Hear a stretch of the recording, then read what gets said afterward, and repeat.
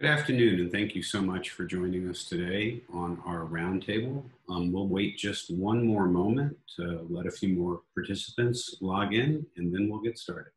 We appreciate your patience.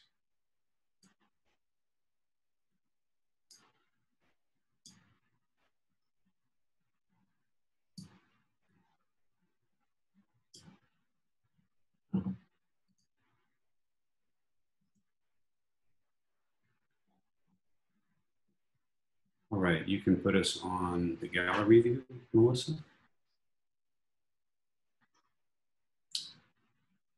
Hey there. Thank you guys all for logging in today. My name is Adam Bleibtreu, and I'm the Chief Marketing Officer at Creative Circle, and I'll be your moderator today. I want to go over a few ground rules before we get started. At the bottom of your Zoom screen, you'll see a question and answer box. It's a great place to ask us questions, and we hope that during the course of today's conversation, if you have questions for us, you'll use that, as well as the chat box, which is really a great place to have conversations again with us and also with each other. If you have tips for each other or suggestions that you may want to chat about together, the chat box is a great place to do it. Be sure that your to section says panelists and attendees. That way you'll be chatting with everyone.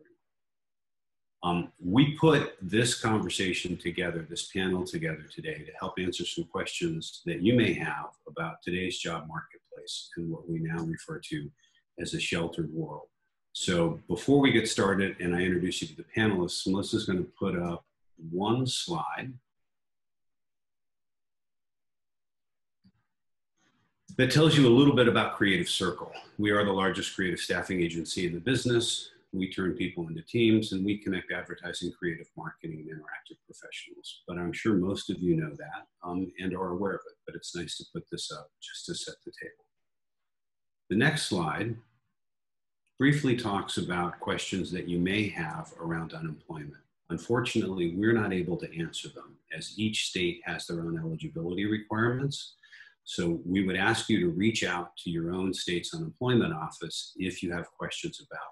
And for those of you that know how to take a screenshot, if you want to capture any of this information, please feel free to take a screenshot now. At the end of the presentation, we will also have some information. So we'll ask you if you want to take a screenshot then as well. So we want today to be a conversation.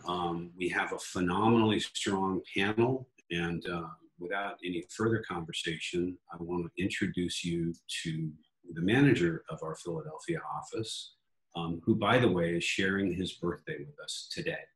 So Brian Lamsback, happy birthday, and please introduce yourself and the team. Absolutely. Thank you, Adam. I'm thrilled to be here with you guys right now. There's a lot of advice I think we can help with here and to answer your questions. We've had such a volume of questions come to us. It made it very easy for us even just to have that opportunity to sit here and just answer those. So I hope you get something out of this today. Like Adam said, I am the city manager here in Creative Circle, Philadelphia. And to give you an idea of what we're going to be doing today, we've got our account executive team and also our recruiting team. So our account executive team are folks like myself who actually their job and my job is to build relationships and find opportunities for our fabulous candidates. So most of the folks obviously registered today are talent looking for work. Well, that's our job, is to showcase your skills. Then we also have our recruiting team who works closest with candidates. So counseling you, sharing with you the opportunities, working through advice, resume advice, portfolio, all good things like that. So those are the folks you're going to hear from today, as well as our operations recruitment coordinator, Jessica. So you get to meet the whole family here in Philadelphia. A little bit about me. I've been in Creative Circle over 5 years now. Before that, I worked for another employment agency in New York City for about 5 years. And previous to that, I am a Philly guy. I worked in advertising out in King of Prussia. And each of us are going to share a quick fun fact. And that fun fact about me is that I used to do the promotional announcing for Villanova basketball. Way back in the day. I feel very old today. It was a while ago. But just so you get to know us a little bit, that's a little bit about me. So next up, we're going to actually head over to Tiffany. Tiffany is one of our recruiters here. Hi guys, thanks for joining us today. I'm Tiffany. I've been with a creative circle for almost 3 years now. I moved to Philly from New York, where I was working in the agency and publishing spaces as an account and project manager. My fun fact is I actually worked as an extra on the set of Men in Black 3 and in the post, and I got a chance to speak with Steven Spielberg, so that was pretty cool. That's awesome. I didn't know that. Next up, actually, we have one of our account executives, Mark Cannon. Hi guys, thanks for being here. I'm excited to finally get to be face to face with some of you there. So I've been here at Creative Circle for almost 2 years now. My background is in the agency, marketing, creative space. So I've done a lot of work in various agencies and worn all different types of hats, from production to account management, actually managing campaigns, new business development. So I'm very familiar with this space and really excited to be here at Creative Circle so that I could help take those opportunities and things that I've worked on in the past and help put you guys to work, or if you're a client, help you solve those problems. So that's what I love most about being here. Fun fact about me, last year, Adam and I did a podcast. I just relaunched that under my name, so you guys can find that. The Mark Cannon Show, Spotify, Apple, check it out. That's awesome. Excellent. Yes, it's quite a good podcast, and Adam's story is excellent, so definitely check that out. Next up, we have Liz Alvarez. Hi guys, really excited to be on here with you. So a little bit about me. Before Creative Circle, I have a background in graphic design and photography. I actually am still a bit involved in the photography space. I've actually been both a candidate and a client of Creative Circle back when I was still in the design world. So very familiar with kind of working on all sides of this business. And a fun fact about me, well, of course, I've had unicorn hair for about 7 years now, gone through most colors of the rainbow. In addition to that, I actually am a holistic wellness coach, and that's kind of what I do outside of Creative Circle, helping people make lasting, sustainable change for overall health and wellness. Excellent. Thanks, Liz. Next up, we have one of our account executives, Heather Massey. Hi guys, I'm Heather. Thanks Brian for the intro. I've been with Creative Circle about 2.5 years now. Came from the wedding and event floral space here in Philadelphia. Lived here for about 15 years. I'm originally from New Hampshire, and while I was there, I was actually working in a florist. That's where I got my start of Green Thumb, and I was actually had the chance to meet Adam Sandler's mother while I was working in one of the floral shops there in New Hampshire. I am a proud plant mother, and I have 1,000 plants around the house, including about a 2.5-foot avocado plant right now. So I love to share my plant expertise and my yoga services to my community. Awesome, Heather, thank you. She also is the plant mom of our plants in the office as well, just to give another fun fact. Next up, we have Katie, another one of our recruiters. Hi, everyone. I'm so happy to put a face to the voice on the phone. So I'm Katie. As Brian said, I'm a recruiter. This summer, I will have been with Creative Circle for 1 year. Prior to that, I was a copywriter working for Free People down at the Navy Yard. So it's a sister brand of Urban Outfitters, for those of you who don't know. Prior to that, I worked in public relations. I was a freelancer in Philly and New York, so I definitely understand what it feels like to be in the freelance world. I racked my brain really hard to try to find a fun fact, and I couldn't think of one, so I have a funny fact, and that is about 1.5 years ago, I tore my ACL, which doesn't sound that funny, but I did it while jumping on a trampoline, which is kind of the funny part. I think I'm a lot younger than I am. But to add to my street cred, it was the same time that Carson Wentz did. So I like to tell people that I was a professional football player and tore my ACL while trying to win another Super Bowl for Philadelphia. Definitely. I mean, yeah, you struck me as a talented football player. I understand. Yeah. Thank you, Katie. And then last and certainly not least is our operations recruitment coordinator, the first voice you hear on the phone or over email when you are calling into our office, Jessica Mullin. Hey guys, I'm Jess, and I'm from Boston originally. I moved to Philly this past year, so I'm actually the newest member of the Philly fam. But yes, as Brian said, I am the first point of contact probably for a lot of you who might call. If you're a candidate, you've gotten probably at least 2, probably 3 or 4 emails from me at some point. I guess my fun fact is that I just moved here from London, where I was a playwright in residence at the Victoria and Albert Museum. So that's my bit.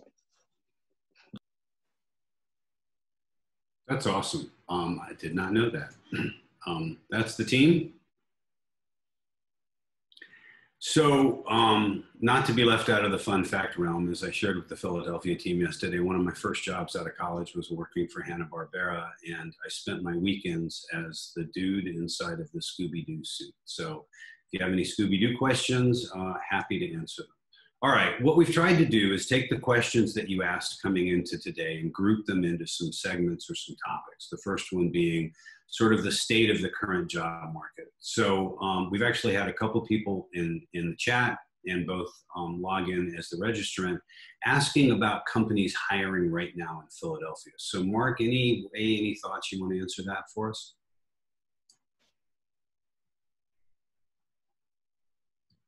You're on mute. Not a big deal. Apologies, guys. So I gave a little bit of thought to this. There are a few companies that I'm working with right now that do have opportunities, but mostly what I'm seeing from a vertical standpoint, it's mostly healthcare, pharmaceutical, technology, and startups, surprisingly. So those are the areas that I'm seeing the most opportunity, and the jobs that are coming in. You know, there's a lot that's being highly scrutinized by all the much higher ups of some of these companies. So there are opportunities. I'm uncovering them every day. So doing my best to bring them to you guys, the candidates. And then also another thought, with that in mind is, I'm a big advocate for trying to create the opportunities versus searching for them. So, for the candidates out there, if there's a company that you're targeting or someone that you really want to work for, my best advice would be create a list of 10 to 20 companies that you think you might be able to, help or / work for.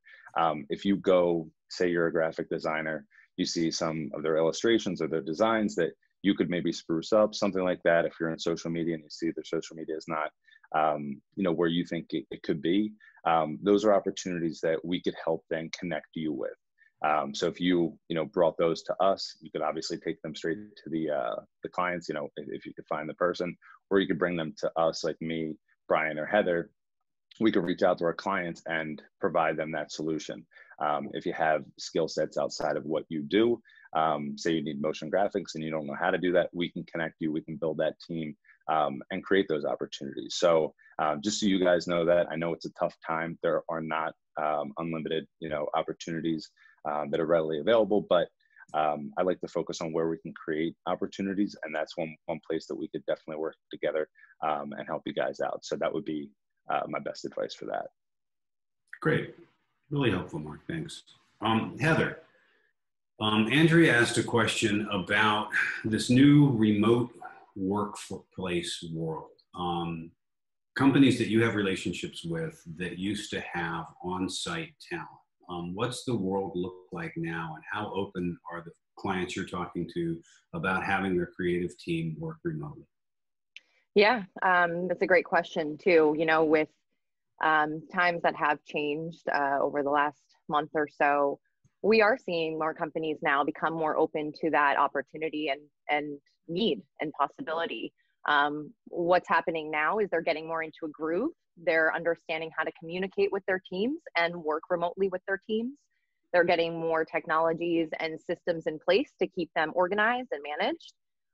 So we are seeing more companies at this time start to have those conversations now, because they realize the work is still there. They need still to meet deadlines. They still need those resources. So as Mark said, it definitely wasn't, not as readily coming in as what they were, but you're starting to see that turnaround. And I think people are realizing that they're able to work remotely just as effectively, and if not, sometimes more effectively than what they were on site. Even some of my current job opportunities that I'm working on now that were fully on site 5 days a week. They're still hiring those positions and they're ready to take those on remotely. That's great. And I mean, if you look around on the screen, we're all working from homes, apartments, non-traditional work environments, as I would assume the vast majority of those of you that are logged into the webinar. So the good news is it works once you can find a quiet space and an appropriate place to do some work. Katie, Lindsay G asked a question about how to begin to prep for when the lights turn back on and the job market turns, because the good news is there will be an end to this viral epidemic, and we will find a way out of it. So how do you prep yourself for that? That's a great question. And I'm getting that a lot recently with a lot of candidates. I think the best thing to do right now is to control what you can control. And that's making yourself the best candidate possible.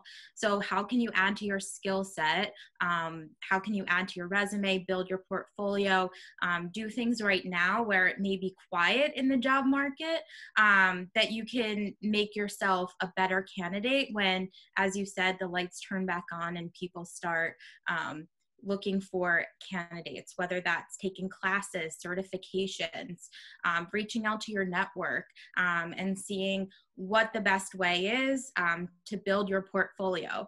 Later is now. When you said, you know, to yourself earlier, I'll do that later. I'll fix my portfolio later. I'll add that to my portfolio later. I'll fix my resume later. That's now. Don't waste this precious time that you have, that we've all unexpectedly been given. Use it to your advantage and take it in stride this time, and you build out your portfolio, build out your resume. Really helpful. I had a conversation with a creative team in Miami, and they were taking this time to relearn Spanish because they felt it was a skill set that didn't have. So they're sort of resharpening their skills, transition from creative tools all the way into, hey, I want to pick up a language and become bilingual. So I thought that was pretty cool. Liz, Amanda was asking us about resources that we've seen, and I know that we're going to have a resource slide at the end of this with some stuff, but what have you seen about resources for continued learning that would be good for candidates? It's a great question. I'm very passionate about this, actually. So there's a number of resources out there for free or inexpensive learning during this time. I'll kind of name a few of my suggestions of where to start, but I would highly recommend kind of doing a quick Google search or utilizing your own network to find something that's very specific to your industry and your skill set. So first and foremost, I would check out YouTube. I would check out LinkedIn Learning. I personally have used both to increase my own knowledge. I actually taught myself photo editing on YouTube. I learned a bit about digital marketing on LinkedIn Learning. LinkedIn Learning for me was really helpful because it's integrated within LinkedIn. So once you complete a course, you can kind of showcase that completion, that badge on your profile. A few others I would recommend would be Coursera and Udemy. They have some free courses on there as well. And then something I learned today is actually that Harvard is offering their courses online. So if you do a quick search for Harvard online courses, you can find a whole slew of offerings there. And I also found out for those in the photography space that Nikon is offering their online schooling for free. And that was just, you know, a quick search for me. There are so many different options out there. What I would recommend is take what you feel is an opportunity within your skill set of your industry, whether that be for marketing, getting that Google Ads certification or the analytics certification, or if you're in design, maybe taking that HTML course or brushing up on that XD skill, whatever makes sense for you, especially as you're looking into, I realize the job descriptions out there are a little slower and you know, far and few between as there have been before, but take a look at job descriptions for the job that you want and see if there's a software or a skill within that you can dive deeper into during this time, so that when things go back to normal, you'll be even more marketable as a candidate than you were before. Awesome, thank you. Brian, I'm going to turn to you. You're the birthday boy. Did I mention yet today's your birthday? Yeah. How do you get noticed in a world where the competition increases for job opportunities? So I really like the question that is asked, because there are a lot of times where there are clients of mine who will come to me and say, recently I've been laid off, or I've been furloughed. What do I do? Like, I want to register with Creative Circle, which is great. They can certainly do that. And I welcome that. But there are lots of other things that they can do, or you can do on your own, that can absolutely help you so much. So here's a few of them. So the first thing that I always tell these clients is, the ones who are becoming candidates, is, first of all, we need to start with, like Mark said, we need to go with 10 to 20 companies we really want to work for. And we need to look at those companies. We need to set up Google alerts for them. We need to know what's going on with them right now. So if there's some ad agency you're dying to work for and they just won a big client, or they had some positive news, it's good to know that, because we're going to use that now. So go into LinkedIn, get those 10 to 20 companies, and go, let's assume you're a graphic designer, or maybe you're a marketing manager. So if you're a graphic designer, certainly the person who would usually hire for a graphic designer role would be an art director, a creative director, ECD. So do a LinkedIn search for that person. And let's just use an example of, let's use a big company like Google, somebody who's not even local. You want to work for Google, applying on their website is probably not the best way to do it, because it's not a way to stand out. So I would say the first and foremost you should do before even going to see the active jobs is to go look for those art directors and creative directors. Shoot them a note and say to them you want their advice. And it doesn't matter if you're more junior or career. I know in the chat there's some questions about different levels of experience and how to navigate that. I've done it with all the jobs that I have. It's always been, hey, Mr. and Miss Hiring Manager, I really admire the company that you work for Google. I know that you just rolled out this new program. It seems super cool, or whatever word you use, if it's not super cool, really interesting. I really want to hear more about it, and I would love to get your advice on working for your company. Do you have, in this time, 15, maybe 20 minutes to pick your brain and get your advice? That has worked out very well for me. And it works out well for the people who are, asking to expand their network, because whether you're right out of college or you have a significant amount of experience, either way, people love to give that advice. So please take that on as an option, or as a way to break into some of those places and get moving now. And don't just talk to one person, get lots of messages out there, because it is still very much a contact sport. The other way to go is when there's a job open. So be on the job boards, be on your Indeeds, your LinkedIns, your ZipRecruiters, your Glassdoors, Coraflot. And when you see an open job, it's really important. Do a Control F search and see if the hiring manager is in that ad. So it may say reports to the art director. Message the art director. Just said, hey, notice there was a job open. Here's the job. I'd love to hear more about it. So two different strategies there. The first being passive and the second being more active. And then the final piece to look at is to make sure you are registered with the agencies. I know we have a slide talking about registering with creative talent agencies. You need to go with the ones that you trust. Certainly today, we talk about our backgrounds. I want to make sure you guys understand that it's very important that we are a resource for you, but we're one of the resources for you. You should do your own searches. You should be looking on LinkedIn, following that strategy I gave you. And the other one is hit up your alumni network. I went to Villanova. I went to my alumni network. I wanted to find a job in New York originally. I would send an email to someone who was an alum in the space I wanted to go, and the subject line was Go Nova. And more often than not, they would get on the phone with me. And it started my network, and that's what got me up to New York originally. And then my network got me back here to Philly, which I prefer. So, but either way, there are some ideas for you guys just on real tactile things you can do that are free that can help you now. And when you're asking if you're a designer, put the portfolio in there and say, I want your advice on my portfolio. I want your advice on my marketing resume. Can you give me your insight and your feedback? It will happen for you. So keep going, keep doing it. But that's my advice on being strategic in this job market. Great. Having grown up in Southern California in my professional side, the USC network has been a huge plus for job seekers down here. So I really like the tip around your alumni network. And I really think it's a lot about being a detective and finding out, as you said, the hiring manager, and getting in as close as you can to the person that's in control of the job, that's posted the job. Heather, moving down the list a little bit, Daniel had asked the question, in your opinion, what's more important, experience or your degree? It's a great question, Daniel, and I thought I would tackle this one since I do have a couple of clients that actually do require a certain degree from certain list of top design schools, let's say. But my experience and my personal feeling is it's about experience, right? It's about the companies you're working for, the types of deliverables you're creating, and what you're doing personally, going back to what Liz said, to further your education in those areas. I do think a degree is important, but, you know, to be fair, I also think it's the company that's looking for the talent. They're going to dictate whether they're looking for that specific degree from a specific school, or if it's really experience they're looking for. In my experience, when they've been looking for specific degrees or from specific schools, it's a lot harder for them to fill the job. And in my opinion, they kind of pigeonhole themselves a bit. But, you know, not to say working on some of those jobs, some of those candidates with the experience still were able to get interviews. So going back to that, I think that the experience and the talent can speak further than the degree. Great.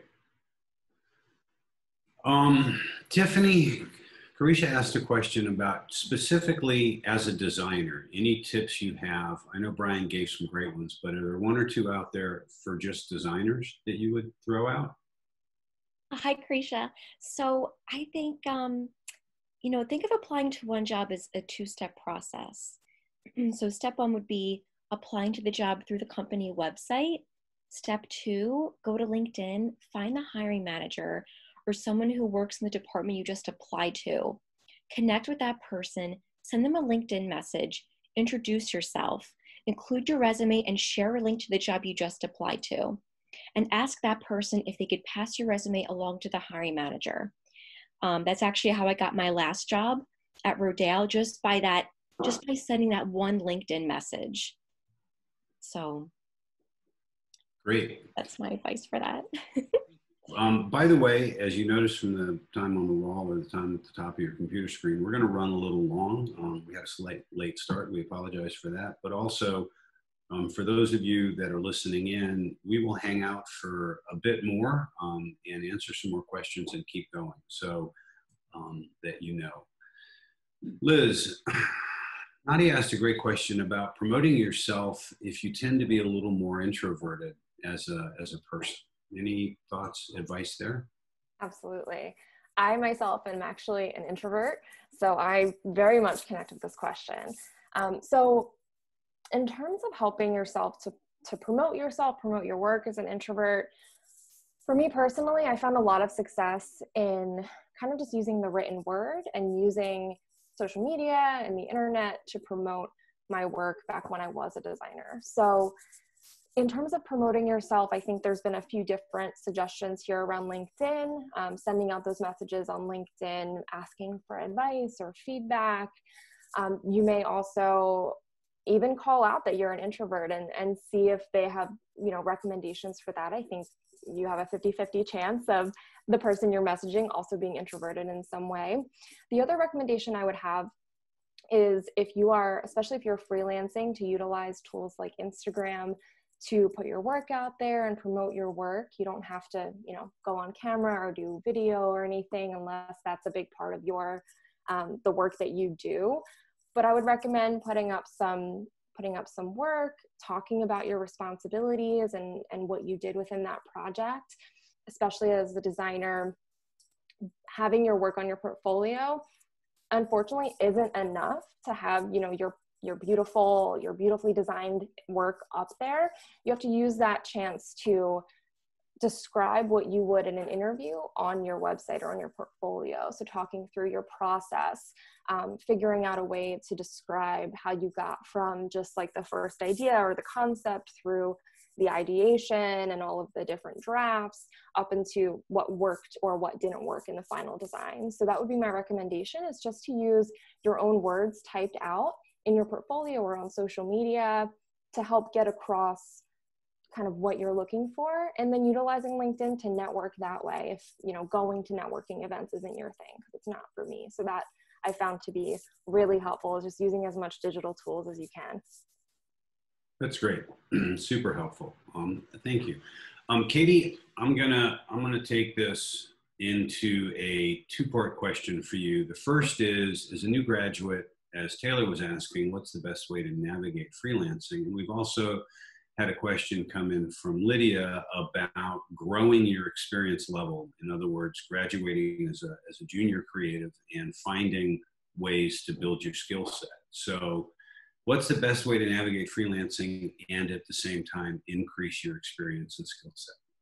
Sure. So let's start with the first part of the first question, which being a junior talent and being a recent grad. It can be very intimidating looking for a job and feeling the need to find that perfect job or the perfect freelance opportunity. I look at it as junior talent equals the need for experience. Try what you can to do to get as much experience as you can, no matter what that looks like. If freelancing is what you think you want to be doing, like Brian said, use your network. Go back to your school, your alumni, use your advisors, try to see who they may need. People love to want to build their portfolio, so try to gain as much experience as you can, whether that also means getting another internship.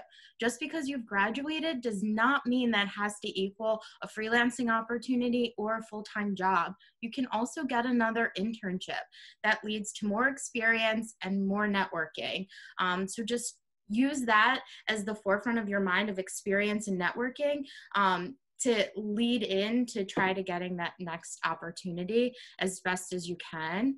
And then going back to what Liz said earlier, build on your skill set. It doesn't matter if you're a junior candidate or you're a senior candidate, continue to do what you can to build on your skill set as much as you can. Say you're a graphic designer and you've always wanted to learn motion graphics, or you're a video editor and you've always wanted to learn how to do After Effects. Right now is a great time to learn those new skill sets. So those are things that you can put on your LinkedIn, you can put on your resume, you can add to your portfolio, that these are all skills that you've learned. And you can always put conceptual designs on your portfolio. Just because it hasn't been a paid gig doesn't mean that you can't show off your skill set in a new and different way. So if there's a brand that you've always loved, but you think they could use rebranding and you're the person to do it, create it, put it on your portfolio, show people what you can do. My one thing is just label in the headline that it's a conceptual idea, so people don't think that, you know, Google hired you to rebrand their well-known logo, but, you know, it's worth a try. Great. Liz, we just had a question come in from Molly, which I thought was really appropriate. How do you build brand presence for yourself if you're not a designer, if you're more of a marketing manager or project manager? How do you go about marketing yourself quickly? Great question, and nice to see you here, Molly. So if you're in marketing or in any other position that doesn't have like a traditional kind of physical result to showcase, there's still some ways that you can come up with sort of a portfolio. I wouldn't necessarily say that it's a requirement for sort of a non-visual position to have a portfolio, but it certainly helps. Some of the things that I would recommend doing is to, for an example with social media marketing, take a few screenshots of either the post that you either, you know, conceptualized, or if you were managing that process, and then include some data. So it can be a one sheet or like 2 to 3 slides of a PowerPoint or a PDF that you can talk about your data, your statistics, your wins, any of that kind of result from your work. And if you don't have images, if you don't have screenshots, let's say it's just something that you can't capture, but you have all of the data or, you know, information on something special that you did in your last position or big wins or just something that you're really proud of, you can create sort of a pseudo portfolio in a one sheet that just talks about the highlights of your career and the big things that you really accomplished. And, you know, let's say you're more of a junior candidate, you can talk through your internship experience, you can talk through some of the skill sets that you learned, and thinking objectively about what would set you apart from another candidate. And that's what I would recommend kind of starting with there. Hopefully that was helpful. Very helpful, great answers. I would say as a now senior marketing guy, when I have project managers, marketing managers, junior marketing people come in, I want you to show me how you move the needle, how you increased engagement, how you grew an audience. I want to see that you moved the process you were involved in from A to B. So think through that and the impact that the work you have had. For me, those are the first things I look for in what I would call the non-visual category. And it's fine to associate it with the campaign that you were a part of. Mark, we're going to move quickly. So Colin asked, technologies must have for working remotely. So do you have a top 3? Yeah, so I would say depending on you know, what you're trying to accomplish. Obviously today we're using Zoom. So for conferencing purposes, you know, we're using Zoom a lot, FaceTime for our team meetings, which are a little bit more lighthearted. You don't have to include as much as you do in Zoom. And then I know some people have been using Google Hangouts. So that's for conferencing in general. Project management, I love Trello. Other people like Basecamp, Asana. Those are a few that I think could be good. We use Microsoft Teams. I know others use Slack for more collaboration, team collaboration. And then, yeah, I would say those are probably my top ones. I could go on. There's a million different ones coming out now, especially during this time. But I would say those are my top picks for just getting the work done. Awesome. Brian, this is related back to a little of your personal experience. Allie asked earlier, she's moving from New York to Philly, in fact, this weekend.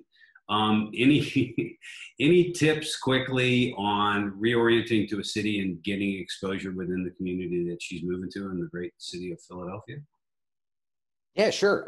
We were just, Jessica and I were just talking about this a few months ago, her coming from London, a little bit different, but still big city switching. I think the first thing is you got to find your people. You got to go and first and foremost, you know, just to use, if it's okay, Jess, to talk about her people being playwrights, theater folks, going there first. And simple Google searches there, I think, are really helpful. For yourself, if it's more design or marketing, there are plenty of networking groups. And just calling out the obvious, which is, I'm new. I want to talk. I want to learn. I mean, there are some really great networking groups for that. But then also in Philadelphia, there's an excellent restaurant scene. There's awesome groups for running, for yoga. I mean, heck, take Heather's yoga class. You know, I'm not a yoga person, however. But I think though, you know, when it comes down to it though, there's plenty out there for you. I think the biggest thing is New York has lots of different pockets and Philly has a few less of them, but there's a lot of culture here. There's a lot of interests. And the best thing you can do is really some simple Google searches, or heck, email the Creative Circle Philly team. We'll give you some thoughts. We're happy to. Outstanding. I would also tack on to that, because she's moving here this weekend and obviously she can't go out to any of the amazing restaurants that we have here. Like Twitter and Instagram are actually also a really great way for you to connect with different people and groups and organizations and things like that. Like I know I follow some of my favorite writers who are local to here and kind of work into having conversations, because we're all kind of on our own, right? So it's a good opportunity to find a different way before you actually go back out there into the world, you know, to communicate on social media. So just super helpful. Katie, I'm gonna pick a question from Megan. From a designer's perspective, do you have a preference of a website to host or build their portfolio on? Behance, Crop, anything that to you resonates as easy, simple to use, but also effective? I think, especially if you're a designer, whatever is visually aesthetically pleasing and it's easy to use. Sometimes hiring managers or recruiters that you're working with, myself included, I don't have a design background. So as long as it's easy to use, it's great to look at. I don't think that there's necessarily a preference, as long as you're showcasing your work correctly in a great way that just, you know, makes you the best candidate. Really helpful. Thank you. A question that comes up from time to time, Brian and Mark, I'll let you guys collaborate on this one, is around using the Freelancer platform, Upwork, or other platforms that basically turn creativity into a commodity and allow it to go to sort of the lowest common denominator and bidder. Any thoughts on that in a time like this? Sure. Mark, do you want to start or do you want me to start? You could start. I'll jump in wherever. I come from, I don't have a problem. I think that it's, wait, let me start over. The first place I think I begin is that I also have done in the past amateur voiceover work. And a couple of folks have said to me, oh, you should go on Fiverr, right? Fiverr is a $5, website. And I remember asking a mentor of mine, well, is that something you would do? And his answer was, well, for me in my career right now, that doesn't make sense because it doesn't work for me. It doesn't work for my industry, lowest common denominator, et cetera. I have my own paths. Personally, I think that the way that, because I think I saw that question in the chat as well, is that when it comes to using any avenue, there's nothing wrong with exploring it. You just need to make sure it satisfies your business goals. So if you are getting something through any avenue that is paying you what you want, but most importantly, you're passionate about it and you like the work, then it's worth trying. But if it's not, like I think the way the question was phrased was saying it's difficult sometimes to make money based on the fees and such, that can make it challenging. So I don't know that I'd answer for you. I would just say that I think that you need to make sure it hits your business goals first. And if it were me, when I come down to with some of the voiceover work that I've done, it's first, am I passionate about the work I'm doing? And then am I being paid fairly for my work? And that's really where it begins and ends for me. So Fiverr, for instance, was not a place that I wanted to go for that. But that's just my personal experience. Can I jump in really quickly? Because as a copywriter, I actually used Upwork. So for my personal experience, I think it depends on what your ultimate goal is. I was using Upwork to get my name out there to sort of start my freelancing business and to try to build a portfolio. So it wasn't necessarily making money because at the time I had a full-time job as a copywriter. So I was just trying to use it for in a different capacity. So I think it also depends what your ultimate goal is. If you're on it to make money, might not necessarily be the best avenue for you because there are fees, etc., associated with it. But if you're using it as a way to sort of build your experience, build your portfolio, if you're more of a junior candidate and you're trying to explore, a way to get your name out there a little bit, I definitely think it's a great place to go and use. I recommend that actually to candidates a lot if you're looking to change industries or gain experience in something else that you might not have a lot of experience in. It's definitely a great place to start. Really helpful. Mark, anything to add on to that? Or are you okay? Yeah, I think they pretty much summed it up. Like what Katie said, I was just going to say with the building up your experience, I think that would be a good idea, an easy place to do it. And I don't know if they were asking from a client perspective what they prefer, but I know clients do use that from time to time for really, small projects. But yeah, it's never anything too large that they're putting out there. So good for practice, and yeah, not a ton of money in it. It doesn't seem, unfortunately. Thank you. Helpful answer. I'll add my 2 cents and then we'll take 2 more questions. We've run quite a bit over, but it seems we've still got some good engagement out there. When the world shifts and we go back to being able to work together in a creative community in an office environment, Upwork does not provide people that go on site. So it is 100% within the creative community, remote distance work. So the competitive nature of bidding and pricing projects just take into account, because it's not a collaborative team-based tool for when this ends. That said, 2 more questions and then we will wrap this up. Brian, what is your advice, perspective on trying to balance the work from home kids? You have a real life that's now part of you 24/7 and you don't have 8 hours away in an office environment. What's my advice, or what do I do? I mean, it's reality. Occasionally break down. I mean, so I think the question is something I pose to a lot of people. mentors, colleagues, friends, what are you doing? For me, I'm fortunate in that I have, my wife and I are able to split some time. We both have full-time jobs. So we're able to split some time up a little bit, really communicate. But I think the first thing that I've had a really hard time doing, I'm still working on, is that admitting it's really hard and saying it's gonna be okay. And that we're gonna figure it out. And that figure out and that gratitude you can give yourself every day may just be saying, hey, you know what? For me, I have a 3-year-old. I spent more time with my son today than I would have if I were at the office. And that's a good thing. I think from a bullet points point of view of things you can do, I think it's to set realistic expectations. From the question that came in about freelance, I think it's setting a really realistic expectation about when deliverables are due. So if they don't mind you not being online between your 9 and 5, then great. Then you can do those deliverables earlier on or later in the day.